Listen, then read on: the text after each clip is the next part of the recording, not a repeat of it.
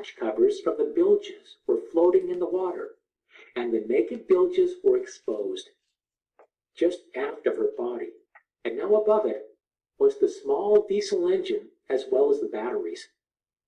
Under the water were cans of oil, one of them leaking. Battery acid might leak too. Few sailors could imagine the nightmare that existed inside the Sea Dog. Scoot's pretty face was splashed with engine oil. Over the next 5 or 6 minutes, Sully dove repeatedly, using his feet as a fulcrum, and using all the strength that he had in his arms, legs, and back in an effort to open the doors.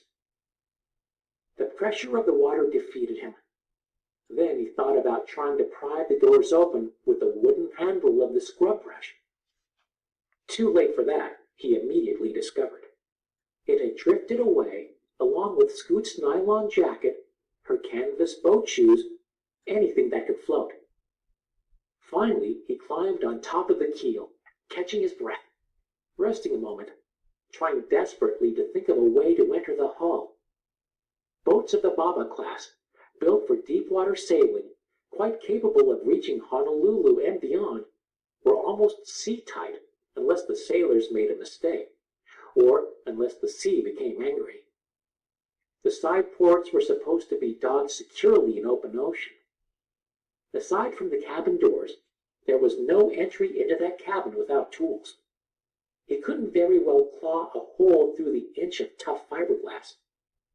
He thought about the hatch on the foredeck, but it could only be opened from inside the cabin.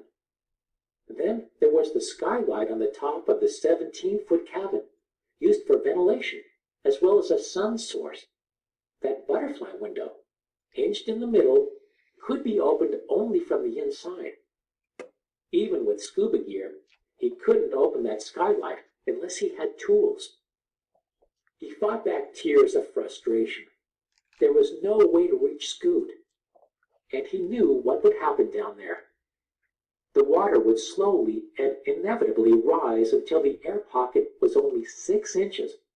Her head would be trapped between the surface of the water and the dirty bilge. The water would torture her, then it would drown her. Seawater has no heart, no brain. The Sea Dog would then drop to the ocean floor, thousands of feet down, entombing her forever. Maybe the best hope for poor Scoot was that she was already dead.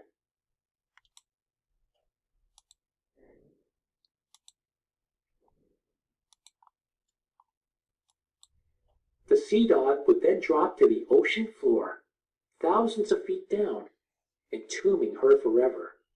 Maybe the best hope for poor Scoot was that she was already dead, but he had to determine whether she was still alive. He began pounding on the hull with the bottom of his fist, waiting for a return knock. At the same time, he shouted her name over and over. Nothing but silence from inside there. He wished he'd hung on to the silly scrub brush. The wooden handle would make more noise than the flesh of his fist.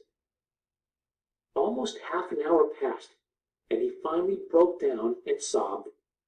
His right fist was bloody from the constant pounding. Why hadn't he gone below to make the stupid sandwiches?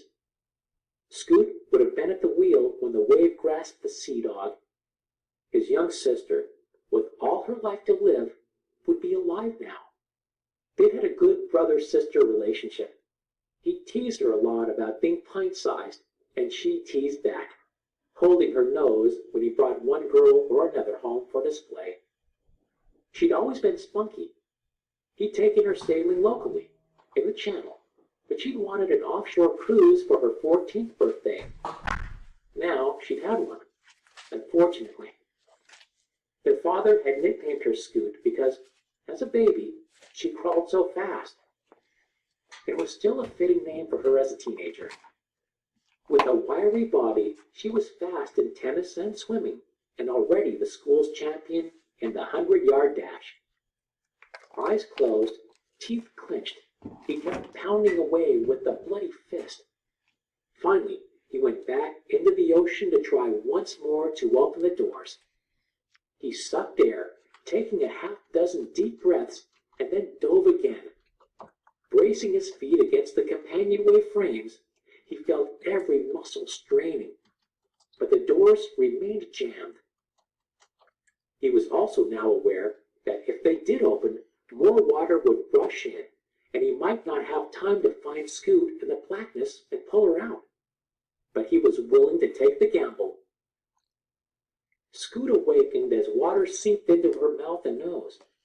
For a moment, she could not understand where she was, how she got there, what had happened.